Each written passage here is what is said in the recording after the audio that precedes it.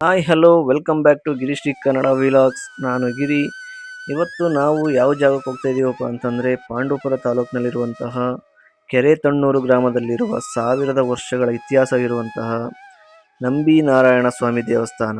ಅಂದರೆ ರಾಮಾನುಜಾಚಾರ್ಯರ ಕಾಲದಲ್ಲಿ ಸ್ಥಾಪಿಸಲ್ಪಟ್ಟಿರುವಂತಹ ಈ ನಂಬಿ ನಾರಾಯಣ ಸ್ವಾಮಿ ದೇವಸ್ಥಾನ, ಹಾಗೆ ವೇಣುಗೋಪಾಲ ಸ್ವಾಮಿ ದೇವಸ್ಥಾನ ಮತ್ತು ಯೋಗ ನರಸಿಂಹಸ್ವಾಮಿ ದೇವಸ್ಥಾನ ಮತ್ತು 1300 ಎಕರೆ ಇರುವಂಥ ವಿಶಾಲವಾದ ಕೆರೆತಣ್ಣೂರು, ಇದನ್ನ ಇವತ್ತು ನೋಡೋಣ ಅಂತ ಹೋಗ್ತಾ ಇದ್ದೀವಿ.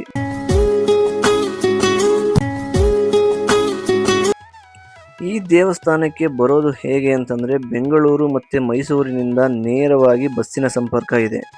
ಹಾಗೆ ಬೆಂಗಳೂರಿನಿಂದ ಟ್ರೈನ್ ಮೂಲಕ ಪಾಂಡವಪುರ ತಲುಪಿ ಪಾಂಡವಪುರದಿಂದ ನೀವು ಆಟೋ ಅಥವಾ ಬಸ್ಸಿನ ಮೂಲಕ ಈ ಕೆರೆತಣ್ಣೂರು ಗ್ರಾಮಕ್ಕೆ ಬರಬಹುದು. ಪಾಂಡವಪುರದಿಂದ ನಾರಾಯಣಪುರ ಮಾರ್ಗವಾಗಿ ಹೋಗುವಂತಹ KSRTC ಬಸ್ಸಿನ ಮೂಲಕ ಬಂದರೆ ನಿಮಗೆ ಅಲ್ಲಿಂದ 10 ರಿಂದ 15 ನಿಮಿಷಗಳ ಜರ್ನಿ ಆಗುತ್ತೆ. ಅದು ನಂಬಿ ನಾರಾಯಣ ಸ್ವಾಮಿ ದೇವಸ್ಥಾನದ ಮುಂದೆನೇ ಬಸ್ ಸ್ಟಾಪ್ ಇರೋದ್ರಿಂದ ನಿಮಗೆ ತಲುಪೋದಕ್ಕೆ ತುಂಬ ಈಸಿಯಾಗಿ ಗೊತ್ತಾಗುತ್ತೆ. ಹೊಯ್ಸಳರ ಕಾಲದಲ್ಲಿ ನಿರ್ಮಾಣಗೊಂಡಂತಹ 5 ಪಂಚನಾರಾಯಣ ದೇವಸ್ಥಾನಗಳಲ್ಲಿ ಈ ಕೆರೆತಣ್ಣೂರಿನ ನಂಬಿ ನಾರಾಯಣ ಸ್ವಾಮಿ ದೇವಸ್ಥಾನ ಕೂಡ ಒಂದು. ಮಿಕ್ಕ 4 ನಾರಾಯಣ ದೇವಸ್ಥಾನಗಳು ಯಾವುವು ಎಂದರೆ ಮೇಲುಕೋಟೆಯ ಚೆಲುವನಾರಾಯಣ, ತಲಕಾಡಿನ ಕೀರ್ತಿನಾರಾಯಣ, ಗದಗದ ವೀರನಾರಾಯಣ, ಬೆಳ್ಳೂರಿನ ವಿಜಯನಾರಾಯಣ. ರಾಮಾನುಜಾಚಾರ್ಯರ ವೈಷ್ಣವ ಪಂಥಕ್ಕೆ ಸೇರಿದ ದೇವಸ್ಥಾನಗಳಾಗಿವೆ. ಈ ದೇವಸ್ಥಾನದ ವಾಸ್ತುಶಿಲ್ಪವು ಹೊಯ್ಸಳರ ಕಾಲದ್ದಾಗಿದ್ದು ದೇವಸ್ಥಾನದ ಮುಂಭಾಗದಲ್ಲಿಯೇ 45 ಅಡಿ ಎತ್ತರದ ಗರುಡ ಗಂಬವು ಗಮನ ಸೆಳೆಯುತ್ತದೆ. ಹಾಗೆ ಪಕ್ಕದಲ್ಲಿರುವ ಚಿಕ್ಕದಾದ ಕೊಳವು ದೇವಸ್ಥಾನಕ್ಕೆ ಪ್ರವೇಶವಾಗುವಾಗ ಅಥವಾ ಕೈಕಾಲು ತೊಳೆದುಕೊಳ್ಳಲು ಒಂದು ಚಿಕ್ಕ ಕಲ್ಯಾಣಿಯ ರೂಪದಲ್ಲಿದೆ.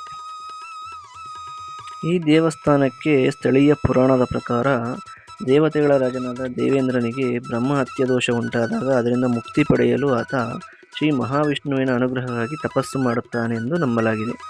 ಆಗ ಮಹಾವಿಷ್ಣುವು ಅನುಗ್ರಹದಿಂದ 5 ನಾರಾಯಣ ಕ್ಷೇತ್ರಗಳಲ್ಲಿ ನಾರಾಯಣ ದೇವರನ್ನು ಪ್ರತಿಷ್ಠಾಪಿಸಿ ಎಂದು ಹೇಳುತ್ತಾರೆ. ಅದರಂತೆ ದೇವೇಂದ್ರನು 5 ನಾರಾಯಣ ಸ್ವಾಮಿ ದೇವಸ್ಥಾನಗಳನ್ನು ಸ್ಥಾಪಿಸುತ್ತಾರೆ ಎಂದು ನಂಬಲಾಗಿದೆ. ಅದರಲ್ಲಿ ಈ ಕೆರೆತಣ್ಣೂರಿನ ನಂಬಿ ನಾರಾಯಣ ಸ್ವಾಮಿ ದೇವಸ್ಥಾನವು ಒಂದು. ಇತಿಹಾಸದ ಪ್ರಕಾರ ಸುಮಾರು 11ನೇ ಅಥವಾ 12ನೇ ಶತಮಾನದಲ್ಲಿ ಶ್ರೀ ರಾಮಾನುಜಾಚಾರ್ಯರು ತಮಿಳುನಾಡಿನ ಶ್ರೀರಂಗಂನಿಂದ ತಮ್ಮ ಹಲವಾರು ಶಿಷ್ಯರೊಂದಿಗೆ ಕೆರೆತಣ್ಣೂರಿಗೆ ಆಗಮಿಸಿದಾಗ ಇಲ್ಲಿನ ಅವರ ಶಿಷ್ಯರಾದ ನಂಬಿ ಅವರನ್ನು ಬರಮಾಡಿಕೊಂಡು ಅವರಿಗೆ ಆಶ್ರಯ ನೀಡಿದರು.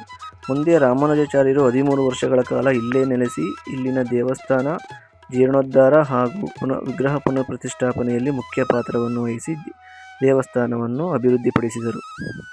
ಇನ್ನೂ ಒಂದು ಕಥೆಯ ಪ್ರಕಾರ ಇಲ್ಲಿನ ಪ್ರಸಿದ್ಧ ಕಥೆ ಹೊಯ್ಸಳ ರಾಜ ಬಿಟ್ಟಿದೇವನಿಗೆ ಸಂಬಂಧಿಸಿದೆ.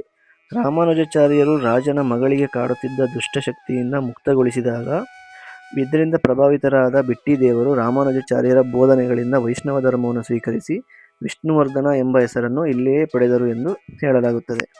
ನಂತರ ಹೊಯ್ಸಳರ ಕಾಲದಲ್ಲಿ ಕೆರೆತಣ್ಣೂರಿನ ಹಲವು ದೇವಸ್ಥಾನಗಳನ್ನು ಜೀರ್ಣೋದ್ಧಾರ ಮಾಡಿ ಮುಂದೆ ಅಭಿವೃದ್ಧಿಪಡಿಸಲಾಯಿತು.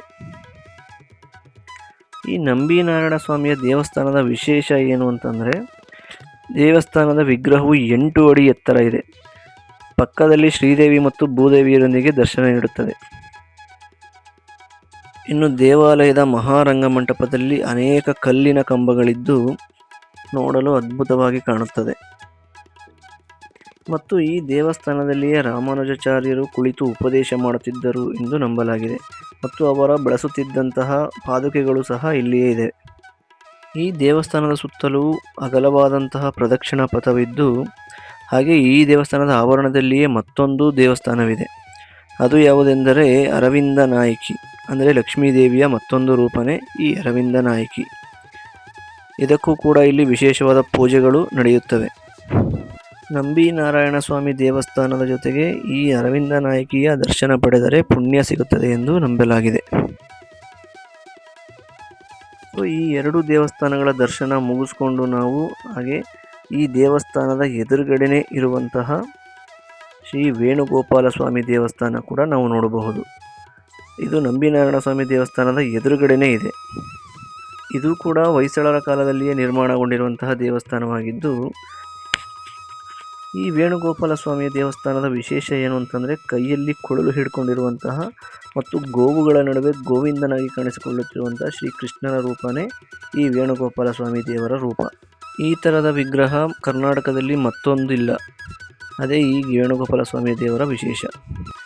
ಈ ದೇವಸ್ಥಾನಕ್ಕೆ ಸಂಬಂಧಿಸಿದ ಶಾಸನಗಳು ಈ ಪ್ರದೇಶದಲ್ಲಿ ಹಲವು ಇದ್ದು, ಅವು 11 ಮತ್ತು 13ನೇ ಶತಮಾನದಲ್ಲಿ ಈ ದೇವಸ್ಥಾನ ನಿರ್ಮಾಣವಾಗಿದೆ ಎಂದು ತೋರಿಸುತ್ತದೆ.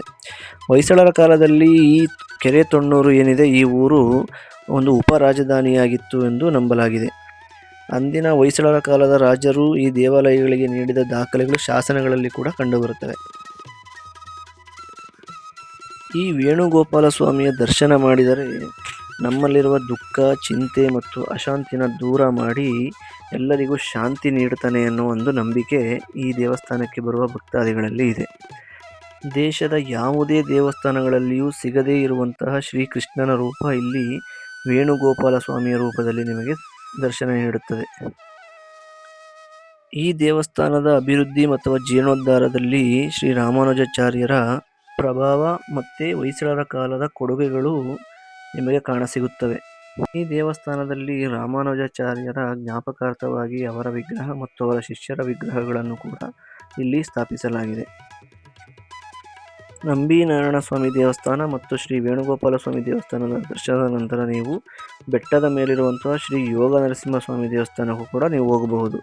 ಸೊ ಅದು ಇಲ್ಲಿಂದ ಕೇವಲ ಅರ್ಧ ಕಿಲೋಮೀಟರ್ ದೂರದಲ್ಲಿದೆ. ಅದರ ಕೆಳಗಡೆ ಈ ಸಣ್ಣ ಕೆರೆ ಹತ್ರ ಇರುವಂಥ ಶ್ರೀ ರಾಮಾನುಜಾಚಾರ್ಯರ ವಿಗ್ರಹ ಕೂಡ ನಿಮಗೆ ಕಾಣಸಿಗುತ್ತೆ. ಅದಂತೂ ನೋಡೋದಕ್ಕೆ ತುಂಬ ಚೆನ್ನಾಗಿದೆ. ಸೊ ಇದನ್ನೆಲ್ಲ ಮುಗಿಸ್ಕೊಂಡು ನೀವು ಈಗ ಕೆರೆ ತೊಣ್ಣೂರು ಅಂದರೆ ಒಂದು 1300 ವರ್ಷಗಳ ಇತಿಹಾಸ ಇರುವಂತಹ, ಯಾವತ್ತೂ ಕೂಡ ಖಾಲಿಯಾಗದೇ ಇರುವಂತಹ ಕೆರೆ ಅಂತ ಕರೆಯುವಂಥ ಶ್ರೀ ಕೆರೆ ತೊಣ್ಣೂರು ಗ್ರಾಮದಲ್ಲಿರುವ ಶ್ರೀ ದೊಡ್ಡದಾದ ಕೆರೆಯನ್ನು ಕೂಡ ನೀವು ನೋಡಬಹುದು. ಅಥವಾ ಅಲ್ಲಿ ಹೋಗಿ ಕೂಡ ನೀವು ಆಟ ಆಡಿ ನೀರಿನಲ್ಲಿ ಕೂಡ ಈಜಾಡಿ ಎಂಜಾಯ್ ಮಾಡ್ಬೋದು. ಈ ಕೆರೆಯ ವಿಶೇಷ ಏನು ಅಂತಂದರೆ, ಎಂತಹ ಬರಗಾಲದಲ್ಲಿ ಕೂಡ ಈ ಕೆರೆ ಖಾಲಿಯಾಗಲ್ಲ ಅಥವಾ ನೀರು ಬರಿದಾಗಲ್ಲ ಅಂತ ಒಂದು ಇತಿಹಾಸನೇ ಇದೆ. ಈ ತೂಬಿನ ಮೂಲಕ ಹೋಗುವಂತಹ ನೀರು ಇಲ್ಲಿರುವ ಹಲವಾರು ಎಕರೆಗಳಿಗೆ ನೀರುಣಿಸಿ ಬೆಳೆ ಬೆಳೆಯಲು ಕೂಡ ಸಹಕಾರಿಯಾಗಿದೆ. ಇದರ ಸುತ್ತಮುತ್ತಲಿನ ಪರಿಸರ ಮನಸ್ಸಿಗೆ ತುಂಬ ಹಿತ ನೀಡಿ ನೆಮ್ಮದಿ ನೀಡುತ್ತೆ. ಸೊ ಇಲ್ಲಿಗೆ ಬರುವಂಥ ಪ್ರವಾಸಿಗರು ಈ ಏನು ಬೀಳ್ತಾ ಇರುವಂಥ ಈ ಚಿಕ್ಕ ಜಲಪಾತದ ಕೆಳಗಡೆ ಆಟ ಆಡಿ ಎಂಜಾಯ್ ಮಾಡ್ತಾರೆ. ಇಲ್ಲಿರುವ ಜನಪದದ ನಂಬಿಕೆ ಪ್ರಕಾರ ಈ ಕೆರೆಯಲ್ಲಿ ದೇವರು ನೆಲೆಸಿದ್ದಾರೆ ಎಂದು ನಂಬಲಾಗಿದೆ. ಮತ್ತು ಈ ಸುತ್ತಮುತ್ತಲ ಊರಿನಲ್ಲಿ ನಡೆಯುವಂತಹ ಜಾತ್ರೆಗಳು ಅಥವಾ ಊರ ಹಬ್ಬಗಳಿಗೆ ಇಲ್ಲಿಂದನೇ ಬಂದು ದೇವ್ರನ್ನ ತೆಗೆದುಕೊಂಡು, ಅಂದರೆ ದೇವ್ರನ್ನ ಪೂಜೆ ಮಾಡಿಕೊಂಡು ಇಲ್ಲಿಂದ ದೇವ್ರನ್ನ ತಗೊಂಡು ಹೋಗ್ತಾರೆ. ಆದ್ದರಿಂದಲೇ ಈ ಕೆರೆನ ಪವಿತ್ರ ಕೆರೆ ಅಂತ ಕೂಡ ಕರೀತಾರೆ. ನಿಮಗೇನಾದ್ರೂ ಒಂದು ದಿನದ ಟ್ರಿಪ್ ಪ್ಲ್ಯಾನ್ ಇತ್ತು ಅಂತಂದರೆ ನೀವು ಈ ಕೆರೆ ತೊಣ್ಣೂರನ್ನ ಆಯ್ಕೆ ಮಾಡ್ಕೋಬೋದು. ಅಲ್ಲಿಗೆ ಬಂದು ಅಂತಂದರೆ ಈ ನಂಬಿನಾರಾಯಣ ಸ್ವಾಮಿ ದೇವಸ್ಥಾನ, ವೇಣುಗೋಪಾಲ ಸ್ವಾಮಿ ದೇವಸ್ಥಾನ, ಯೋಗ ನರಸಿಂಹ ಸ್ವಾಮಿ ದೇವಸ್ಥಾನ ಜೊತೆಗೆ ಈ ಕೆರೆ ತೊಣ್ಣೂರು ಅಥವಾ ಕೆರೆನ ನೋಡಿಕೊಂಡು ಇಲ್ಲಿ ಆಟ ಆಡಿಕೊಂಡು ಒಂದು ದಿನ ನೀವು ಆರಾಮಾಗಿ ಖುಷಿಯಿಂದ ಸ್ಪೆಂಡ್ ಮಾಡಿ ಎಂಜಾಯ್ ಮಾಡ್ಬೋದು. ಮೊದಲೆಲ್ಲ ಈ ಜಾಗದಲ್ಲಿ ನಿಮಗೆ ಈಜಾಡೋದಕ್ಕೆ ಅಥವಾ ಆಟ ಆಡೋದಕ್ಕೆ ಬಿಡ್ತಾಯಿದ್ರು. ಸೊ ಈಗ ಕೆಲವು ಸುರಕ್ಷತಾ ದೃಷ್ಟಿಯಿಂದ ಇದನ್ನು ಕಂಬಿಗಳಾಕಿ ಮುಚ್ಚಿದ್ದಾರೆ. ಸೊ ಅದರಿಂದ ನೀವು ಇಲ್ಲಿ ಈಗ ಆಟ ಆಡೋದಕ್ಕಾಗಲ್ಲ. ಸೊ ಕೆಳಗಡೆ ಒಂದು ಜಲಪಾತ ಥರ ಏನು ಬರ್ತದೆ ಅಲ್ಲಿ ಆಟ ಆಡ್ಬೋದು, ಅಥವಾ ಇದ್ರ ಕೆರೆ ಹಿಂದೆಗಡೆ ಒಂದು ಜಾಗ ಇದೆ, ಅಲ್ಲಿ ನೀವು ಕೂಡ ಹೋಗಿ ಈಜಾಡಿ ಅಥವಾ ಎಂಜಾಯ್ ಮಾಡ್ಬೋದು.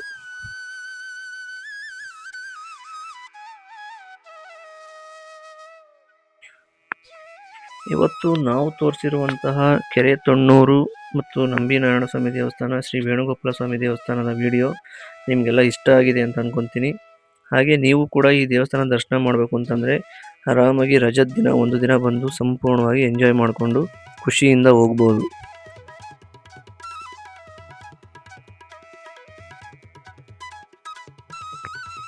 ಇವತ್ತು ನಾನು ತೋರಿಸಿರೋ ವಿಡಿಯೋ ನಿಮಗೆಲ್ಲ ಇಷ್ಟ ಆಗಿದೆ ಅಂತ ಅಂದ್ಕೊತೀನಿ. ಇಷ್ಟ ಆಗಿದರೆ ಈಗಲೇ ಈ ವಿಡಿಯೋನ ಲೈಕ್ ಮಾಡಿ, ಶೇರ್ ಮಾಡಿ, ಹಾಗೆ ನಮ್ಮ ಚಾನಲ್ನ ಸಬ್ಸ್ಕ್ರೈಬ್ ಮಾಡಿ.